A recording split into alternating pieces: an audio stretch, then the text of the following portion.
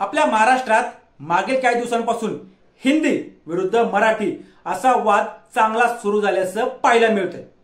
अगोदर मुंबईमध्ये काही मराठी नागरिकांना हिंदी भाषिकांकडून त्रास झाल्याच्या बातम्या ह्या टीव्हीवर पाहायला मिळत होत्या। त्यानंतर मग सरकारनं त्रिभाषा सूत्राचा GR काढला, त्यात तिसरी भाषा हिंदी ही सक्तीची केली। त्यावरून परत एकदा वाद पाहायला मिळाला। या सगळ्या घडामोडीमध्ये राज ठाकरे आणि उद्धव ठाकरे हे दोन भाऊ मराठीच्या मुद्द्यावरून तब्बल 20 वर्षांनी एकत्र आले। मग सरकारला तो हिंदी भाषा सक्तीचा GR रद्द करावा लागला। पण मराठी विरुद्ध हिंदी हा वाद जास्त पाहायला मिळाला तो मुंबईच्या मीरा रोड या भागात। आता या सगळ्यावरून मनसे आणि भारतीय जनता पक्षाच्या नेत्यांमध्ये आरोप प्रत्यारोप देखील रंगल्याचं दिसत आहे। हिंदी भाषा सक्तीचा निर्णय रद्द केल्यानंतर उद्धव ठाकरे आणि राज ठाकरे यांनी एकत्र येत मुंबईत 5 जुलैला विजयी मेळावा घेतला होता। त्या मेळाव्यात सुद्धा राज ठाकरे यांनी मराठी विरुद्ध अमराठी या मुद्द्यावरून एक गंभीर इशारा दिला होता। त्यानंतर शुक्रवारी राज ठाकरे यांची ठाणे जिल्ह्यातील मीरा भाईंदरमध्ये एक जाहीर सभा पार पडली। या सभेत बोलताना सुद्धा राज ठाकरे हे हिंदी भाषा सक्तीच्या निर्णयाविरोधात आणि त्यासोबत हिंदी विरुद्ध मराठी या मुद्द्यावरून चांगलेच आक्रमक झाले होते।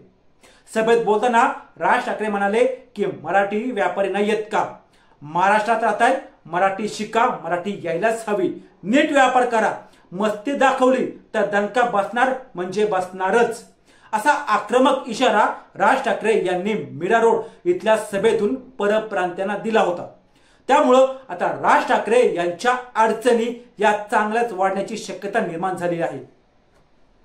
नमस्कार, मी किशोर बलकवडे आणि आपण पाहतात विषयच वेगळा।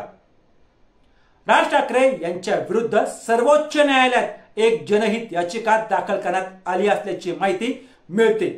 या याचिकेत राज ठाकरे यांच्यावर कारवाई करण्याची मागणी सुद्धा करण्यात आली आहे। राज ठाकरे यांनी हिंदी भाषिक लोकांविरुद्ध हिंसाचार भडकवण्याचा आणि त्यासोबत द्वेष पसरवण्याचा प्रयत्न केल्याचा आरोप त्या जनहित याचिकेत करण्यात आलेला आहे। दाखल केलेल्या याचिकेत महाराष्ट्रात हिंदी आणि मराठी भाषा वादावरून तणाव निर्माण करण्यात प्रत्यक्ष सहभाग घेतल्यामुळे राज ठाकरे आणि त्यांच्या महाराष्ट्र नवनिर्माण सेना पक्षाच्या कार्यकर्त्यांविरुद्ध गुन्हा नोंदवण्याची मागणी सुद्धा करण्यात आली आहे।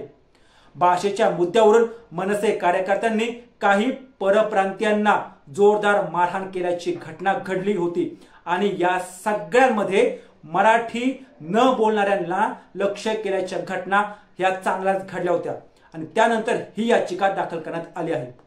काही दिवसांपूर्वी राज ठाकरे यांच्या विरोधात पोलीस महासंचालक यांच्याकडे सुद्धा काही वकिलांनी तक्रार केली होती। त्या तक्रारीत राज ठाकरे यांची काही विधानं, त्यांची काही भाषणं ही प्रक्षोभक असल्याचं म्हटलं होतं। राज ठाकरे यांनी त्यांच्या जाहीर भाषणात मुलाखतीमध्ये केलेल्या परप्रांतीयांबाबतच्या विधानामुळे राज्यातील सामाजिक सलोखा आणि कायदा सुव्यवस्थेचा प्रश्न निर्माण होऊ शकतो किंवा होत आहे। त्यामुळे राज ठाकरे यांच्यावर राष्ट्रीय सुरक्षा कायद्या अंतर्गत गुन्हा दाखल झाला पाहिजे आणि कारवाई झाली पाहिजे अशी मागणी त्या याचिकेत करण्यात आलेली आहे। असेच रोजच्या रोज नवनवीन व्हिडिओ पाहण्यासाठी आमच्या चॅनलला सबस्क्राइब करून व्हिडिओला लाईक करायला विसरू नका।